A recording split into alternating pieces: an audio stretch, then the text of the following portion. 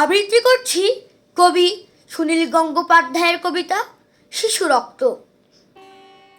রাসেল অবোধ শিশু, তোর জন্য আমিও কেঁদেছি। খোকা, তোর মরহুম পিতার নামে যারা একদিন তুলেছিল আকাশ ফাটানো জয়ধ্বনি, তারাই দুদিন বাদে থুথু দেয়, আগুন ছড়ায়। বয়স্করা এমনই উন্মাদ।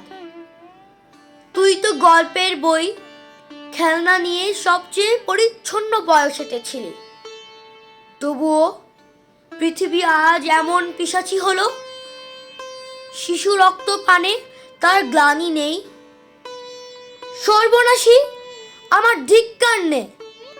যত নামহীন শিশু যেখানেই ঝরে যায়, আমি ক্ষমা চাই, আমি সভ্যতার নামে ক্ষমা চাই।